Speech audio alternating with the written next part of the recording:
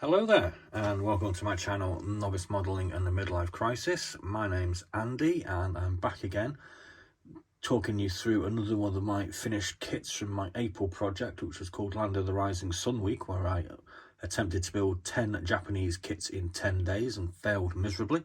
As here we are middle of June and here is the completed build. So there we go. I'm back again drinking my last bottle of Japan's premium lager, Kirin Ichiban, the best beer to actually be brewed in Wolverhampton.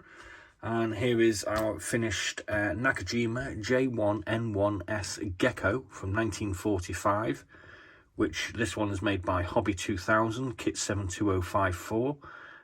It's a reboxing. I can't quite remember off the top of my head who it was. I think it might be... I can't remember. I did have it written down, but I can't remember. So here's our finished plane, and I'm just going to talk you through the colourings and markings that we've put it in. But to do that, I just need to move that over there for a second. So we actually painted ours in something called Tamiya Black Green.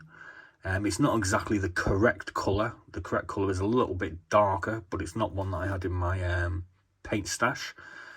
We've got this one coloured up as this 3D 182 aircraft, which was the 302nd Naval Fighter Group, Flight Lieutenant Pilot Officer 1st C. Yuzuru Yamamoto.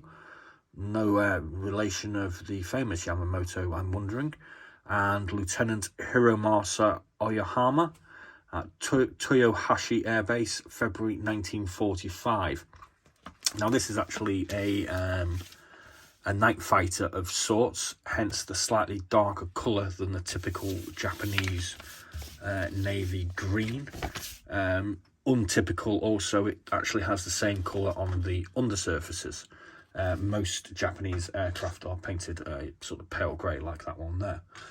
So it does come with the standard identification markings on the front.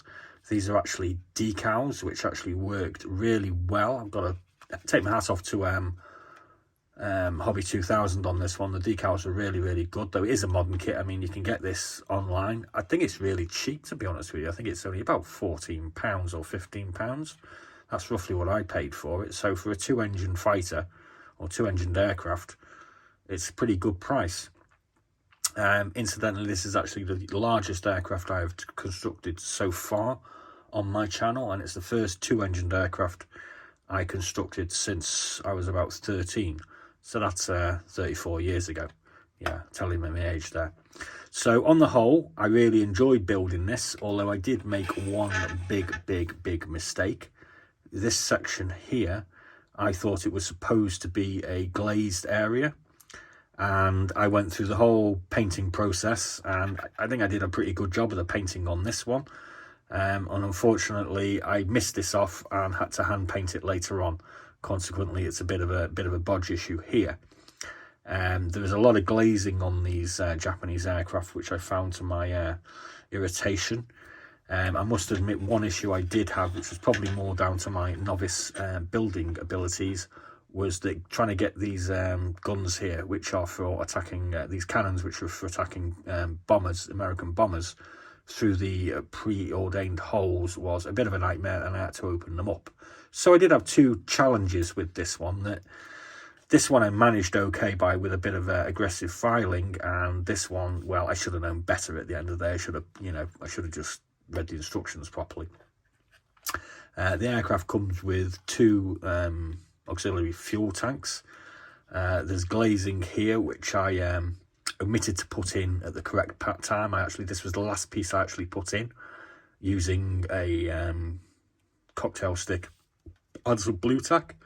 I also had a bit of trouble getting these two glaze pieces in here. I did actually have to attack this with a file, but again, that's probably because I painted this prior to fixing this piece in, and obviously the paint had changed the dynamics of the actual moulding itself. So yeah.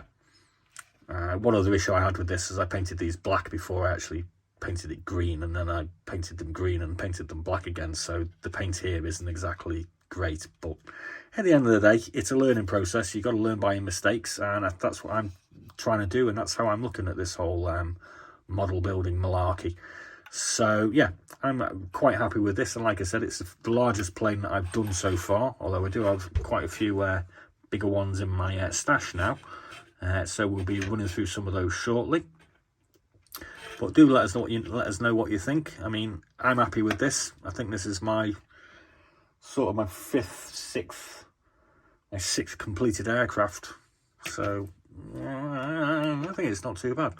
So, as per what I was doing at the time of doing this, I was eating Japanese snacks. This is called Yaitara. Strangely, it's got a fish on the front of it. I'm kind of hoping these don't taste like fish, but